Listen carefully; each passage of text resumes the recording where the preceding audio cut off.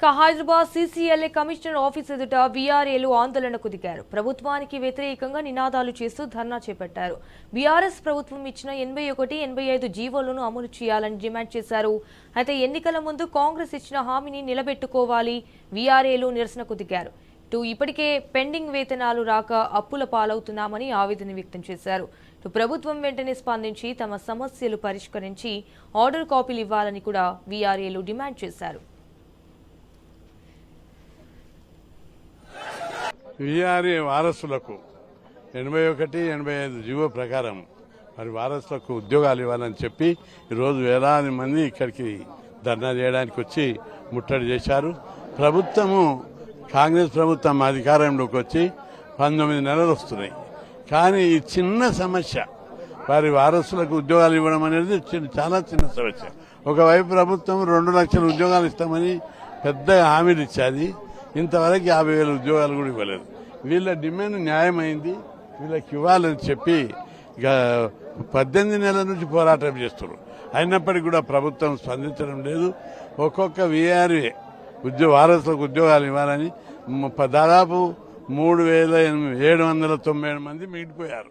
16,000 మంది గత ప్రభుత్వం ఇచ్చింది. ఇప్పుడు వీళ్ళకు ఉద్యోగాలు ఇవ్వవలసినటువంటి బాధ్యత ప్రభుత్వం మీద ఉంది. ప్రభుత్వం దివాలా తీసింది ఆల్రెడీ. కనీసం వీళ్ళకి ఎంత ఇస్తున్నారు? 5,000, 10,000. వీళ్ళ జీతాలు ఇవన్నీ కూడా డబ్బులు లేవంటే ఏమన్నా మీనింగ్ ఉందా? వెంటనే ఏదో విధంగా సర్ది రెవెన్యూ మినిస్టరు, ఫైనాన్స్ మినిస్టర్, ముఖ్యమంత్రి కూర్చొని వీళ్ళ పెండింగ్ జీతాలు వెంటనే ఇవ్వాలని డిమాండ్ చేస్తారు. వీఆర్ఏలు ఒక రకంగా చెప్పాలంటే వాళ్ళతోటి వెట్టి చాకిరి చేయించుకుంటా ఉన్నారు. గత 60-70 సంవత్సరాల కాలం నుండి ₹3 వేతనం కానించి వాళ్ళ తండ్రులు, వాళ్ళ తాతలు, వాళ్ళ ముత్తాతలు పనిచేసుకుంటూ రావటం అనేది జరుగుతూ ఉన్నది.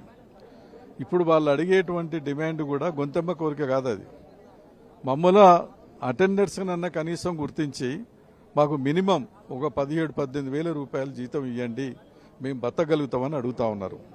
ఇవాళ రెవెన్యూ శాఖలో గ్రామీణ ప్రాంతాల్లో అనేక రకాల పనులు వాళ్ళతో చేయించుకోవటం అనేది జరుగుతుంది.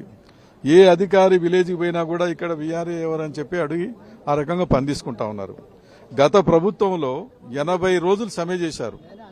80 రోజులు సమ్మె చేసిన ఫలితంగా గత ప్రభుత్వం 81, 85 జీవోలు ఇష్యూ చేసి 2,555 మందిని మిమ్మల్ని వివిధ డిపార్ట్మెంట్లకు తీసుకుంటామని చెప్పి జీవోలు ఇష్యూ చేశారు. ఇప్పటికే ఈ ప్రభుత్వం వచ్చినాకనే 400-500 మంది చనిపోవడం అనేది జరిగింది. కాబట్టి ప్రభుత్వం వెంటనే నిర్ణయం తీసుకొని స్థానిక ఎన్నికలు రాకముందే వీళ్ళపైన స్పందించి వీళ్ళ సమస్యలు పరిష్కారం చేసి వీళ్ళకి న్యాయం చేస్తే వాళ్ళకు కూడా ఉపయోగం జరుగుద్ది.